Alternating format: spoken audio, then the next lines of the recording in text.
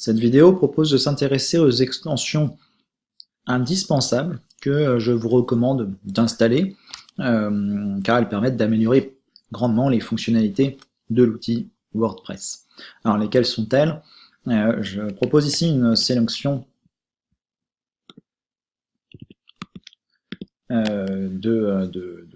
d'extensions. Ce lien, vous le voyez à l'écran. Il permet donc d'accéder à une sélection d'extensions que je recommande. Aujourd'hui, je recommande particulièrement d'installer Elementor, qui va permettre de créer une mise en page avancée de vos articles, Yoast SEO, qui permet de gérer, d'optimiser le référencement naturel de votre site, ou de mettre en place des options qui vont vous permettre d'optimiser le référencement naturel de votre site, Google Fonts for WordPress et Ninja Forms.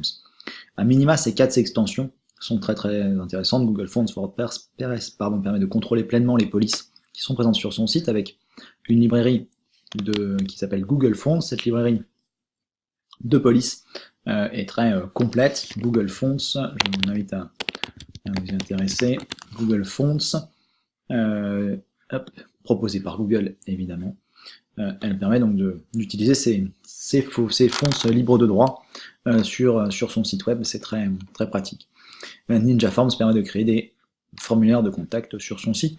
Il y a également d'autres choses qui sont disponibles. Je vous recommande fortement de vous intéresser à BackWP Up pour créer des sauvegardes régulières de votre site, ou encore à Ace IDE pour, si vous souhaitez modifier le code source de votre site, ça peut être pratique également. Donc n'hésitez pas à vous intéresser à celle-ci. Ensuite, d'autres extensions sont présentes sur cette page. Regardez ce qu'elles peuvent vous apporter si vous le souhaitez. Alors donc pour ajouter ces extensions, eh bien, je vais vous inviter à procéder de la manière suivante, à aller dans extensions ajouter, donc ajouter ces fonctionnalités supplémentaires.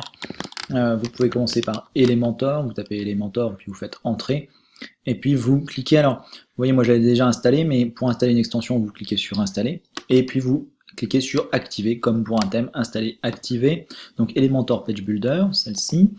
Je vous ai dit Yoast SEO, c'est celle-là qui est déjà installée également pour moi.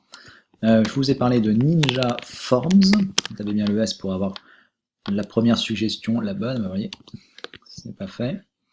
Ninja Forms, voilà, c'est celle-ci, je peux la mettre à jour, Ninja Forms avec le petit ninja ici. Faites régulièrement les mises à jour de vos extensions, c'est recommandé. Et puis Google Fonts for WordPress également. Alors, je vous expliquerai évidemment au fur et à mesure l'utilité de ces extensions. Et nous irons voir le fonctionnement en détail, évidemment. Voilà. On va explorer rapidement l'extension Google Fonts for WordPress. Avant cela, en fait, un conseil, lorsque vous souhaitez ajouter une extension, votre devoir est de regarder, d'une part, la date de dernière mise à jour. Ici, il y a 2 mois, c'est récent. Au-delà de 6 mois, mon conseil, ne téléchargez pas cette extension, c'est trop vieux. En dessous de 5 étoiles, en dessous de 4 étoiles, pardon, en dessous de 4 étoiles, ce n'est pas assez. D'accord? Il faut qu'il y ait au minimum 4 étoiles, plus un nombre significatif de votes. Pour qu'il y ait un nombre significatif de votes, en général, il faut qu'il y ait un nombre significatif d'installations actives. En dessous de 10 000 installations actives, méfiez-vous, ce n'est pas assez significatif à mon sens pour installer l'extension. Alors pourquoi est-ce que je dis cela? Une extension peut être potentiellement une faille de sécurité sur votre site, parce que, en l'occurrence, une extension en fait est développée par des programmeurs indépendants. Et ils peuvent parfois en fait ne pas respecter l'ensemble des consignes de sécurité entre guillemets, et donc potentiellement en fait il peut y avoir des failles. Cela peut créer des failles sur votre site et donc entraîner des perturbations sur votre site. Donc soyez précautionneux quand vous installez une extension. Également, quand vous avez installé des extensions et dont vous ne vous servez plus, ou dont vous ne servez pas, faites du ménage au fur et à mesure, supprimez les extensions dont vous ne vous servez pas pour éviter d'encombrer votre espace. Autre conseil d'ailleurs, de la même façon dans les thèmes, lorsque vous installez beaucoup de thèmes, évitez, quand il y a des thèmes que vous avez installés puis d'autres que vous ne servez plus, mais si vous ne servez pas de celui-ci, vous le supprimez aussi, au fur et à mesure faites du ménage, pas besoin d'avoir plusieurs thèmes installés, il n'y en a qu'un seul qui est actif, donc faites du ménage. En conclusion de cette vidéo, donc je vous montre comment utiliser Google Fonts for WordPress et quelle est son utilité. Donc dans l'apparence personnalisée, vous allez vous rendre au niveau de la section Google Fonts désormais. Et dans Google Fonts, en fait, vous allez voir que vous avez des basic settings, advanced settings, etc. Qui permettent de gérer en fait les polices pour différents types de contenus. Moi, ce que je vous conseille, en fait, c'est d'utiliser, alors vous pouvez utiliser les basic settings ou les advanced settings. Je trouve que les basic settings sont déjà largement suffisants. En fait, dans les basic settings, vous pouvez choisir la police par défaut. Donc vous avez un large choix.